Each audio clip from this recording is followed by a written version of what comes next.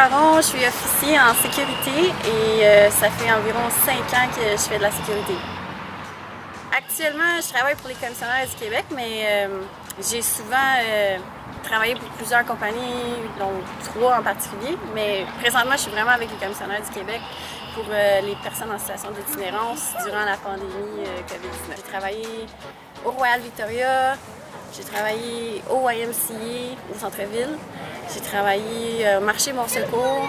Puis ensuite, je suis retournée au Royal Victoria quand c'est revenu la pandémie. C'est comme le site officiel où est-ce qu'ils envoient tous les gens en situation d'itinérance qui sont en quarantaine ou positifs au COVID-19, puis en situation d'itinérance.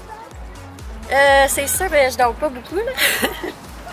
Mais heureusement, j'ai un bon réseau, même si ma fille ne va pas à la garderie, quand même, elle a sa mamie, puis son papa, il s'en occupe bien quand même.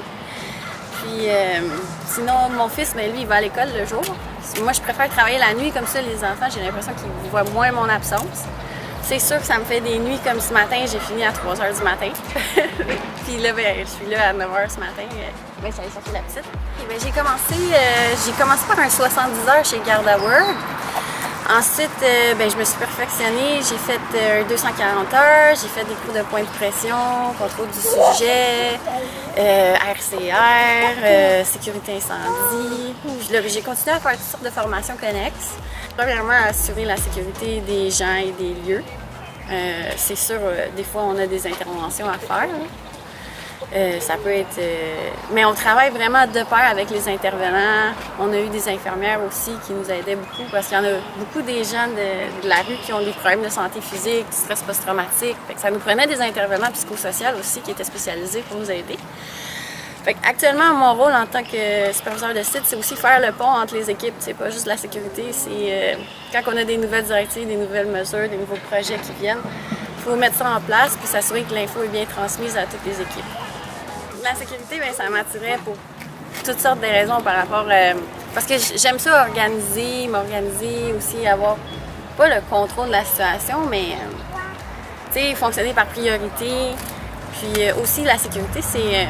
en fait, quand j'ai commencé, j'avais fait mon ASP construction pour devenir signaleur.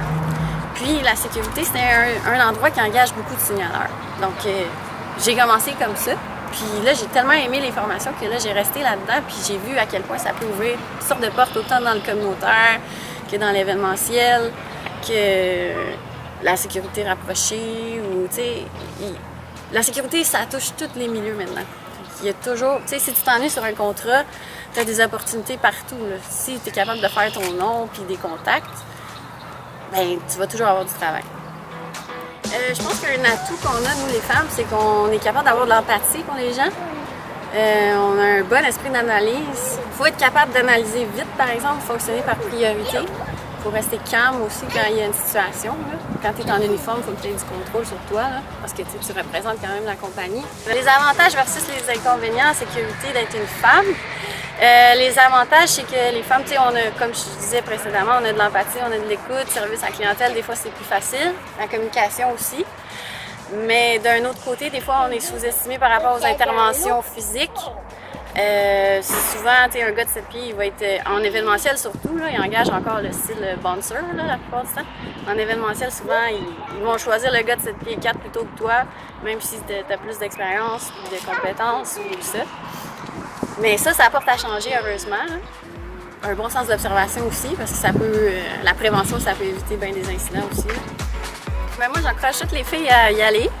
C'est sûr, puis c'est vraiment pas une question de sexe, c'est juste qu'il faut que tu sois discipliné. Faut pas que tu t'arrêtes à juste un 70 heures, faut pas que tu aies peur d'aller chercher plus de formation. Tu vas faire ton RCR, va chercher le plus de formation possible.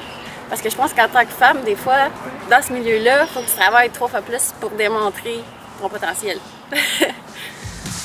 C'est sûr que côté professionnel, ma mère a toujours été un exemple. Là.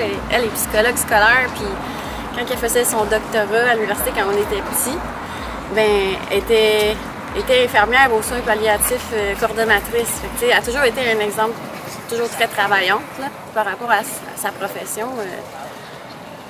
Chapeau, là, elle a toujours été un modèle. Puis elle m'a toujours aussi encouragée à aller dans des trucs non traditionnels nécessairement, ou tant que j'étais heureuse dans ce que je fais. Là. OK, comment je vois mon futur? Ben, j'espère rester dans le domaine de la sécurité si la situation me le permet. Rester dans le communautaire aussi, parce que je trouve que ça a un sens d'aider les personnes les plus vulnérables. Ça pourrait être moi, ça pourrait être n'importe qui, en fait. Ben, c'est sûr que je vais essayer de prioriser ma famille aussi, là, mes enfants. Fait que je vise la stabilité, mais j'aime beaucoup le milieu de la sécurité et le communautaire.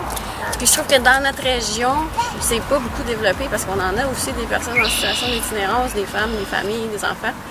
Puis j'aimerais ça, avec tous les contacts que j'ai acquis, essayer de développer ça davantage dans le milieu de notre région.